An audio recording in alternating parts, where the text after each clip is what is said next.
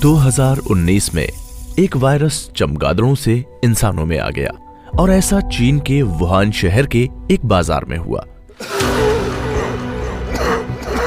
कोविड-19 नाम के इस वायरस ने दुनिया भर में तेजी से संक्रमण फैलाया।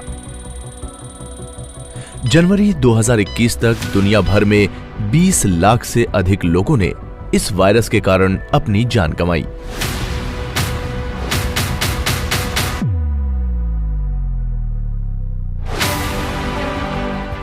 धीरे धीरे इस बीमारी से बचाव, उपचार और प्रबंधन की जानकारी बढ़ने लगी, लेकिन इसकी रोकथाम के लिए एक वैक्सीन को विकसित करना बेहद जरूरी था। दुनिया भर के बड़े वैज्ञानिकों ने इस पर काम शुरू किया। भारत के वैज्ञानिक समुदाय ने भी एक स्वदेशी वैक्सीन बनाने पर काम शुरू किया। भारत ने सीमित समय सीमा में एक वैक्सीन का विकास और प्रबंधन कैसे किया? यह वैक्सीन कितनी प्रभावी है और क्या यह देश को सामान्य स्थिति में लाने के लिए कारगर साबित होगी?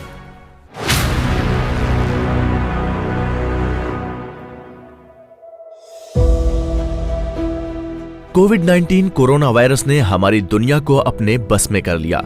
महामारी के कुछ ही महीनों में हमें यह एहसास हो गया कि हमारी जिंदगी बिना सामाजिक दूरी, क्वारंटीन होने, स्कूल बंद करने और बीमारी की रोकथाम के अन्य उपायों के बिना नहीं चलने वाली। ये सामान्य तभी होगी जब तक कि दुनिया के ज्यादातर हिस्से में टीकाकरण नहीं हो जाता। और इसलिए सबके मन में एक ही सवाल है कि इसके लिए एक वैक्सीन कितनी जल्दी बन सकती है। सामान्य परिस्थितियों में वैक्सीन बनाने में 10 से 15 साल तक लग सकते हैं। इसकी वजह है वैक्सीन के विकास से जुड़ी जटिलता। इससे पहले सबसे तेज गलसुआ की वैक्सीन 1960 के दशक में 4 साल में बनी थी। अब की बार इसके 2021 की गर्मियों तक विकसित होने की उम्मीद है। लेकिन यह सामान्य समय नहीं है, इसलिए कोविड-19 वायरस की रोकथाम के लिए एक वैक्सीन दुनिया भर के अनुसंधान का केंद्र बन गई। इसमें एक फायदा यह था कि वैज्ञानिक लगभग 50 वर्षों से कोरोना वायरस का अध्ययन कर रहे हैं। इसका अर्थ यह है कि उनके पास इस प्रकार के वायरस की संरचना, जीनोम और जीवन चक्र का डेटा उपलब्ध था। कुछ टीमें पहले से ही सार्स और मेर्स की वैक्सीन पर काम कर रही थीं। दोनों ही बीमारियां दूसरे कोरोना वायरस के कारण होती हैं। इनमें से कुछ पहले से ही क्लिनिकल ट्रायल के फेज में थे। इसके अलावा जनवरी 2020 तक चीनी वैज्ञानिकों ने नोवल कोरोना वायरस के आनुवंशिक अनुक्रम को खोजा और प्रकाशित किया। इससे दुनिया भर के शोधकर्ताओं को मदद मिली। कुल मिलाकर इस वैक्सीन को विकसित करने के लिए 100 से अधिक शोध समूह काम कर रहे थे। अकेले भारत में 6 प्रमुख कंपनियों के साथ साथ विभिन्न भारतीय शोध संस्थानों ने भी इस पर काम शुरू किया।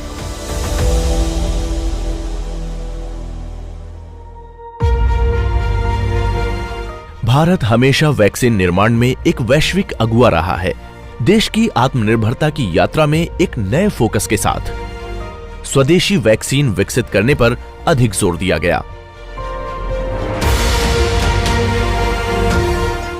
इस प्रक्रिया में तेजी लाने के लिए ICMR यानी भारतीय चिकित्सा अनुसंधान परिषद और NIV यानी राष्ट्रीय विषाणु विज्ञान संस्थान ने हैदराबाद स्थित भारत बायोटेक के साथ जल्दी वैक्सीन तैयार करने के लिए साझेदारी की। भारत बायोटेक एक अग्रणी जैव प्रौद्योगिकी कंपनी है, जिसने अतीत में चिकित्सा विज्ञान में कई सफलताएं हासिल की हैं। इसने दुनिया की पहली टाइफाइड संयुग्मी वैक्सीन, दुनिया की पहली Zika virus vaccine, hepatitis B के लिए पुनः संयोजक वैक्सीन और साथ ही दुनिया के कुछ सबसे किफायती टीके बनाए हैं।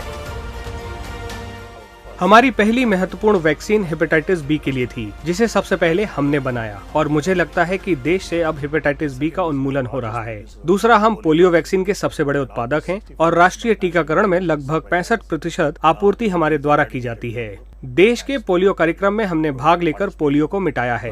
तीसरा कार्यक्रम रोटावायरस वैक्सीन है। अब हम भारत में कई बच्चों को डायरिया से होने वाली मौत से बचा सकते हैं। और चौथी महत्वपूर्ण टाइफाइड की कंपोजिट वैक्सीन है। हम चिकनगुनिया और जीका की वैक्सीन विकसित करने वाली दुनिया की पहली कंपनी है। इसलिए हमारे काम से एक भारतीय कंपनी के रूप में हमारी नवाचार क्षमताओं का पता चलता है।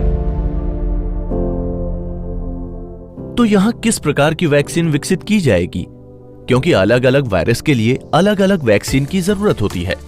इनमें बस इतना ही अंतर होता है कि दवा के लिए पूरे वायरस का इस्तेमाल हो रहा है या बैक्टीरियम का, या फिर जीवाणु के केवल उतने ही हिस्से का जो प्रतिरक्षा प्रणाली को ट्रिगर करता है, या फिर केवल उस आनुवंशिक सामग्री का जो कि वायरस द्वारा विशेष प्रकार के प्रोटीन या विष उत्पन्न करने से होती है।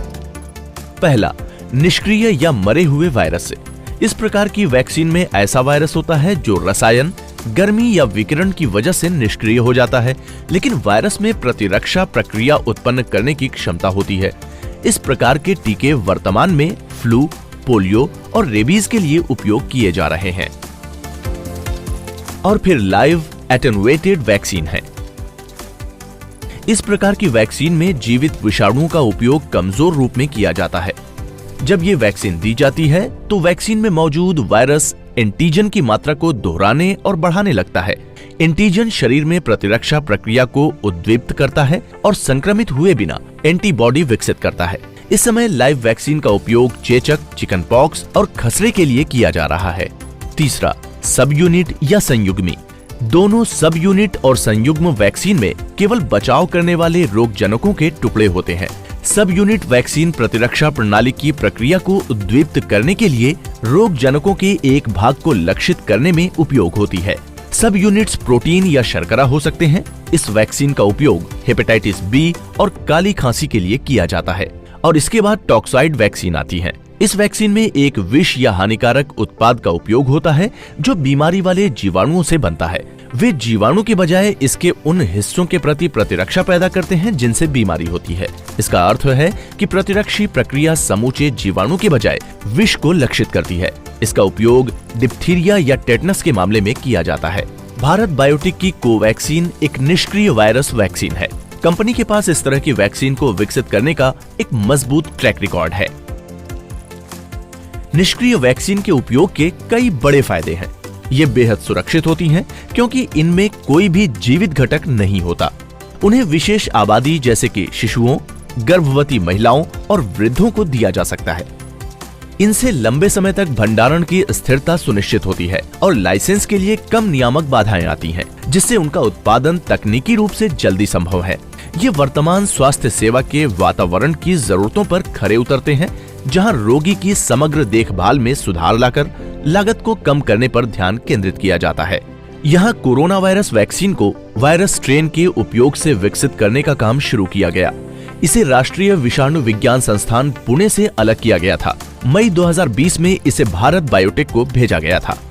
भारत में शुरुआती 3 मरीजों के गले के स्वैब का उपयोग करके वायरस के स्ट्रेन को अलग किया गया था। कोविड-19 से संक्रमित ये तीनों छात्र चीन के वुहान से केरल लौटे थे। कोविड की वैक्सीन की तैयारी 2020 के मई में शुरू हुई थी और हमें वायरस के स्ट्रेन और अन्य लक्षणों की जानकारी पाने में थोड़ी देर लगी थी, लेकिन मई में हमने कार्यक्रम शुरू किया और जुट गए। लेकिन देश में लॉकडाउन के कारण अभिकर्मक मिलने में देरी हो रही थी। आइए इस वैक्सीन को विकसित करने में उपयोगी कुछ प्रमुख प्रक्रियाओं को जानें। पहला कदम बफर की तैयारी है। कुछ वैक्सीन की निर्माण प्रक्रिया में बफर का उपयोग किया जाता है। ये बफर मूल रूप से स्टेबलाइजर यौगिक होते हैं, जिनका उपयोग टीके के भंडारण के दौरान इसकी प्रभावशीलता को बनाए रखने के लिए किया जाता है। ऐसा करने के लिए अभिकर्मकों को एक निर्धारित तापमान पर स्टेनलेस स्टील के बर्तनों में भरकर मिश्रित किया जाता है। फिर ये विभिन्न पाइपों के माध्यम से एक फिल्टर के द्वारा अभिकर्मकों का शुद्ध मिश्रण बनाने के लिए गुजरते हैं। मीडिया प्रिपरेशन रूप में पोषक तत्वों, सीरम सांद्रता और अन्य वृद्धि कारकों को वायरस के उचित विकास के लिए एक सेल कल्चर में अनुकूलित तरीके से डाला और मिश्रित किया जाता है। ये उस माध्यम के रूप में कार्य करता है जिस पर वायरस फलता फूलता है। फिर इस मीडिया को सेल और वायरस कल्चर के रूप में स्थानांतरित किया जाता है। यहाँ इन हाउस सेल बैंक से ली गई कोशिकाओं को एक कृत्रिम मीडिया प्रिपरेशन में बढ़ने दिया जाता है। फिर संवर्धित कोशिकाएं वायरस से संक्रमित होती हैं। निरंतर कोशिका संवर्धन के लिए किसी अफ्रीकी ग्रीन बंदर की विशेष कोशिकाएं उपयोग की जाती हैं, जिन्हें वेरोसेल कहा जाता है। अगला कदम वैक्सीन बनाने के लिए तैयार वायरस का उपयोग करना है।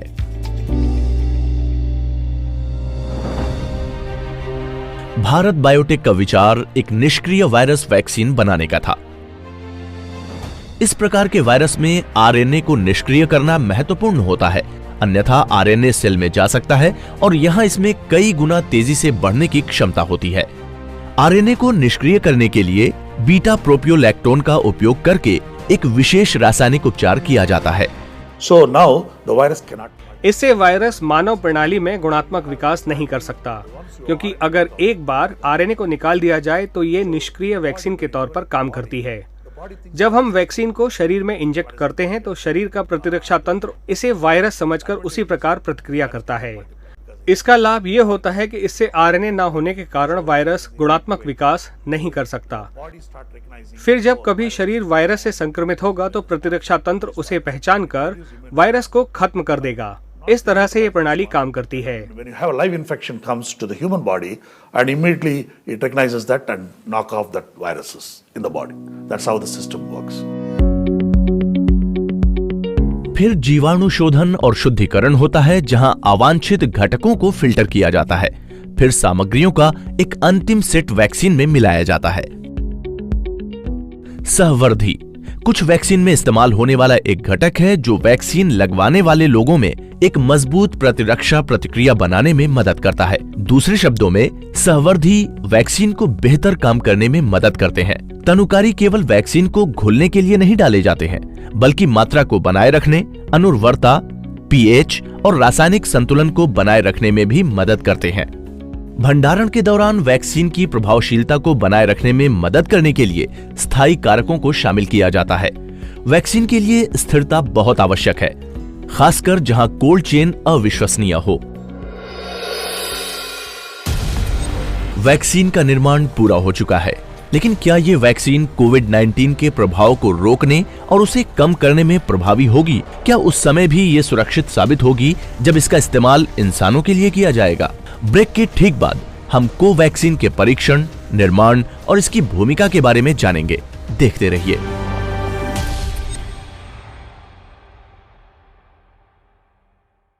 विज्ञान तथा प्रौद्योगिकी के प्रति लोगों की रुचि जगाने के उद्देश्य से साल 2019 में इंडिया साइंस चैनल की शुरुआत की गई। विज्ञान और प्रौद्योगिकी विभाग द्वारा शुरू किया गया इंटरनेट आधारित ये विज्ञान वेब चैनल विभाग के स्वायत्त संस्थान विज्ञान प्रसार द्वारा संचालित किया जा रहा है। इस चैनल पर विज्ञान पर आधारित डॉक्यूमेंट्रीज, ताजा विषयों पर स्टूडियो चर्चा, साक्षात्कार और हर आयु वर्ग को आकर्षित करने वाली विज्ञान लघु फिल्में और साप्ताहिक कार्यक्रम प्रसारित किए जा रहे हैं। सोशल मीडिया और इंटरनेट की पहुंच आज हर जगह, हर व्यक्ति तक है। ऐसे में देश में वैज्ञानिक चेतना के प्रसार के लिए ये माध्यम सबसे उपयुक्त कहा जा सकता है।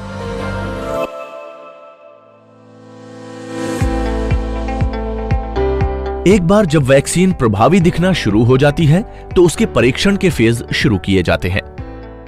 इस प्रक्रिया में पहला कदम किसी भी मानव कोशिका या किसी जानवर पर एक प्रयोगशाला में वैक्सीन का परीक्षण करना है, ताकि इससे होने वाले नुकसान की जांच की जा सके। इसे प्री क्लिनिकल फेज कहा जाता है। यदि इस परीक्षण में ये कामयाब रहता है तो अगला चरण मानवीय परीक्षण का होता है। ये सबसे लंबा और महत्वपूर्ण भाग होता है। यदि मानव परीक्षण में भी कामयाब रहता है तो वैक्सीन को नियामकों द्वारा लाइसेंस प्राप्त होता है और इसका निर्माण और वितरण जनता के लिए किया जा सकता है। मानव परीक्षण में आमतौर पर 3 चरण होते हैं, जिनमें हर चरण में बड़े से बड़ा लोगों का समूह होता है।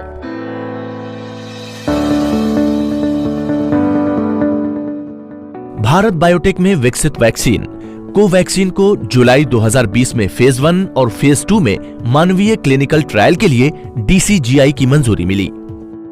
फेज 1 के परीक्षणों में आमतौर पर लोगों का एक बहुत छोटा समूह शामिल होता है, जिसमें मुख्य रूप से वैक्सीन के सुरक्षित होने को जांचा जाता है।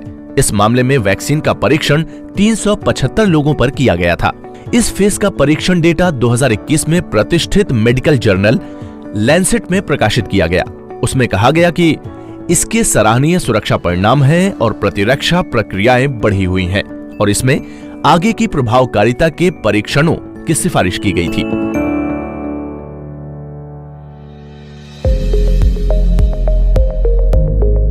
फेज 2 में आमतौर पर सैकड़ों प्रतिभागी शामिल होते हैं।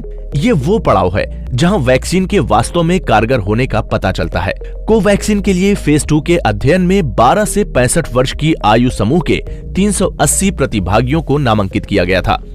फेज 1 और फेज 2 के क्लिनिकल ट्रायल से सुरक्षा और एक अच्छी प्रतिरक्षा प्रक्रिया का पता चला और इसके बाद था फेज 3 का अंतिम परीक्षण। ये काफी महंगा है, इसमें काफी समय लगता है और इसके लिए हजारों स्वयंसेवकों की जरूरत होती है।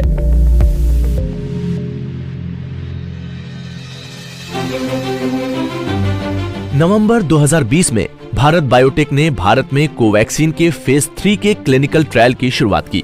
इसमें देश के 22 हिस्सों से लगभग 26,000 प्रतिभागियों ने भाग लिया। ये काम ICMR की साझेदारी में किया गया था। Phase 3 trial is something called phase 3 के परीक्षण को कम्युनिटी बेस्ड ट्रायल कहा जाता है। इसमें समुदाय में यदि कोई तैयार है तो वो इसमें भाग ले सकता है। ये विशुद्ध रूप से खुद की इच्छा पर आधारित परीक्षण है। इस तरह फेज 3 के परीक्षण किए जा रहे हैं। Phase 3 trial is being conducted. इस समय के आसपास की वैक्सीन के डिस्पैच की तैयारी शुरू हुई। पैकेजिंग बायोसेफ्टी लेवल 3 की मैन्युफैक्चरिंग यूनिट में हुई, जहां कांच की शीशियां वैक्सीन से भरी हुई थीं। ये सब संरक्षित बंद वातावरण में 2 से 8 डिग्री सेल्सियस के बीच तापमान की निगरानी में हुआ। वैक्सीन को बाहर के वातावरण से बचाने के लिए इसी सुविधा में भरा और पैक किया जाता है, जिसके बाद इसे डिस्पैच के लिए भेजा जाता है। We have started manufacturing. हमने नवंबर में उत्पाद का निर्माण शुरू कर दिया है, क्योंकि सभी ट्रायल में बहुत सारे नमूने के परीक्षण उप केंद्रों में भेजने की जरूरत होती है। उन्हें प्रयोगशाला के बजाय GMP सुविधाओं में निर्मित किया जाना चाहिए। इसलिए मुझे लगता है कि लगभग नवंबर से हम तैयार किए गए बड़े संस्करणों के लिए तैयार थे, ताकि किसी निश्चित समय पर जब वितरण शुरू करना हो तो हमारे पास वितरित होने के लिए कम से कम लाखों खुराक उपलब्ध होनी चाहिए, विशेषकर तब जब टीकाकरण शुरू हो चुका है। For the distribution, especially now that the vaccine rollout has started. Bharat में कोवैक्सीन को अप्रूवल कैसे मिला? भारत अपने टीकाकरण अभियान की योजना कैसे बना रहा है? देश भर में वैक्सीन को सुरक्षित रूप से कैसे पहुंचाया जाएगा और अरबों की लागत वाले टीकाकरण को कैसे सुनिश्चित किया जाएगा? सारे जवाब मिलेंगे एक ब्रेक के बाद।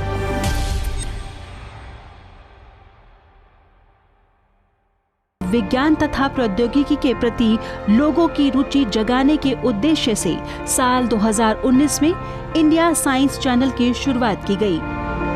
विज्ञान और प्रौद्योगिकी विभाग द्वारा शुरू किया गया इंटरनेट आधारित ये विज्ञान वेब चैनल विभाग के स्वायत्त संस्थान विज्ञान प्रसार द्वारा संचालित किया जा रहा है।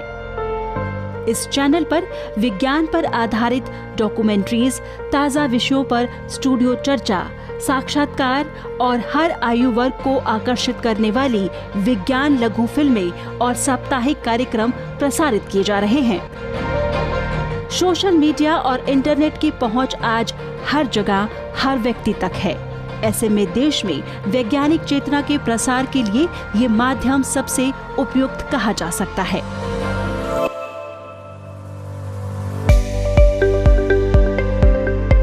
दुनिया भर में विभिन्न वैक्सीन को भी मंजूरी दी जा रही थी। दिसंबर 2020 में FDA द्वारा 95% प्रभाविता के साथ आपातकालीन उपयोग के लिए फाइजर वैक्सीन को मंजूरी दी गई थी। इसके तुरंत बाद मॉडर्ना वैक्सीन को भी मंजूरी मिली। रूस में स्पुतनिक V को मंजूरी मिली। ऑक्सफोर्ड की एस्ट्रोजेनेका वैक्सीन का UK और अर्जेंटीना में दिसंबर 2020 से उपयोग होना शुरू हो गया था। जनवरी 2021 तक भारत ने कोविशील्ड नाम की एक वैक्सीन को मंजूरी दे दी, जिसे सीरम इंस्टीट्यूट ऑफ इंडिया द्वारा बनाया गया था।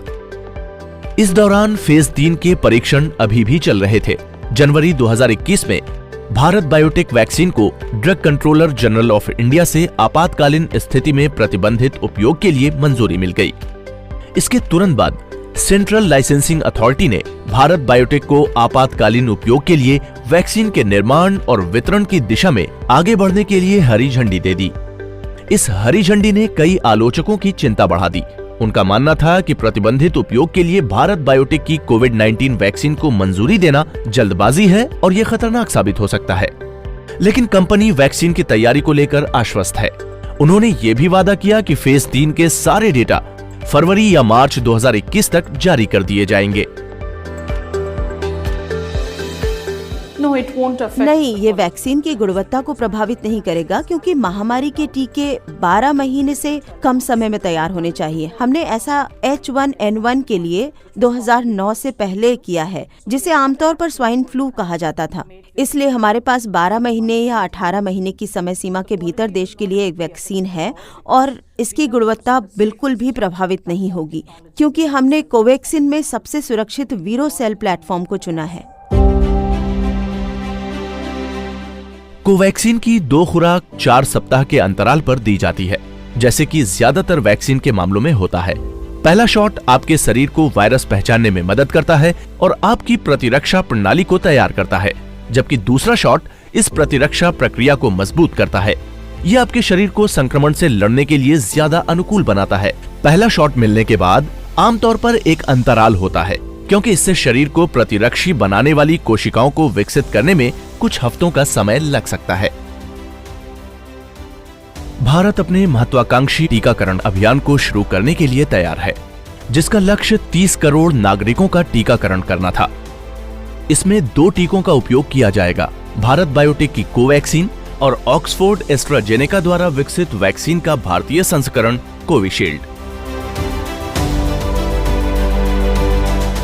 इसकी तैयारी के लिए भारत बायोटेक के पास कोवैक्सीन की 2 करोड़ खुराक का भंडार था और वर्ष के अंत तक 2 शहरों में इसकी 4 सुविधाओं में 70 करोड़ खुराक बनाने का लक्ष्य निर्धारित था। किसी भी टीकाकरण अभियान का एक महत्वपूर्ण भाग वैक्सीन का वास्तविक परिवहन है। इसे कोल्ड चेन के रूप में जाना जाता है। कोल्ड चेन में एक श्रृंखला शामिल होती है जिसे वैक्सीन रखने के लिए डिजाइन किया गया है। WHO ने इसके निर्माण से लेकर उपयोग तक तापमान के रेंज की सिफारिश की है। निर्माता से स्वास्थ्य केंद्र तक वैक्सीन को अपनी प्रभाविता बनाए रखने के लिए विशिष्ट तापमान पर रखने की आवश्यकता होती है। अत्यधिक प्रकाश, गर्मी या ठंड में वैक्सीन को नुकसान पहुंच सकता है।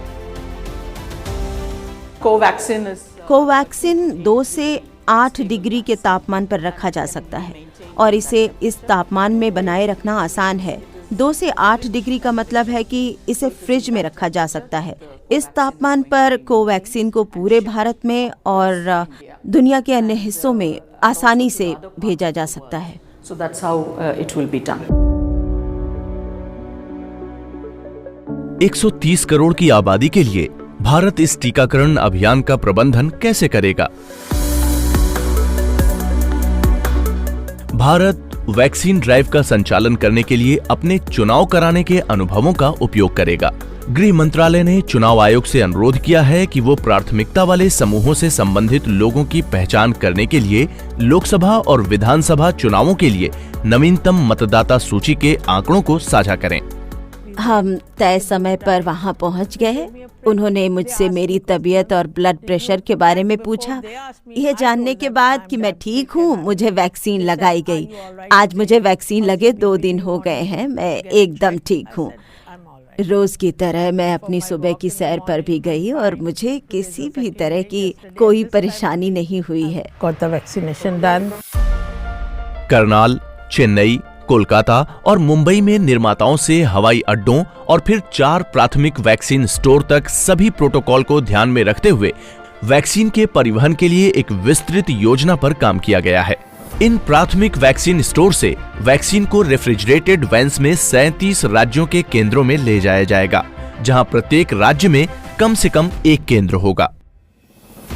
ये एक महत्वाकांक्षी योजना है और अनुमोदन की प्रक्रिया को तेज करने के बारे में चिंताएं चाहे जो भी हों, तथ्य यही है कि भारत ने इस समय सीमा में स्वदेशी वैक्सीन विकसित करने में कामयाबी हासिल की है।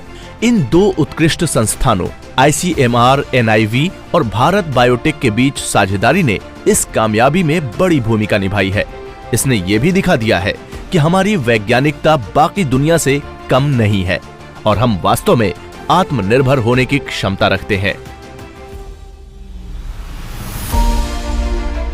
Prime Minister has got a Bharat के प्रधानमंत्री का एक विजन है। हम उसी विजन की प्रक्रिया में समुद्र में एक छोटी सी बूंद की तरह हैं। मुझे लगता है कि इस देश में हर स्टार्टअप का सपना है कि वह इसे पूरा करे और उसका हिस्सा होने के नाते हमें उस पर गर्व है। और वास्तव में हमने शुरुआत से ही भारत में इस पर काम किया है। दवा का निर्माण भी भारत में ही किया जा रहा है। इसके प्री क्लिनिकल ट्रायल केवल भारत ही नहीं बल्कि दुनिया के अन्य हिस्सों में भी हो रहे हैं। इससे वास्तव में दुनिया को मदद मिल रही है। भारत ने अन्य देशों के साथ टीके साझा करने के तरीके में भी बहुत उदारता दिखाई है। म्यांमार और बांग्लादेश से मॉरिशस और सेशेल्स तक फैले देशों में लाखों वैक्सीन भेजी गई हैं। इससे भारत के विशाल वैक्सीन निर्माण क्षमता का पता चलता है। कई बीमारियों के खिलाफ दुनिया के 60% से अधिक टीकों की आपूर्ति भारत करता है। इस यात्रा ने भारतीय विज्ञान की शक्ति को उजागर किया है। कम समय में वैक्सीन बनाना और बड़े स्तर पर इसके निर्माण की क्षमता ने दुनिया को यह बता दिया है कि मेड इन इंडिया किस चीज का नाम है। वैक्सीन तैयार करने की हमारी यात्रा ने साफ तौर पर दिखा दिया है कि हम कितने आत्मनिर्भर हैं।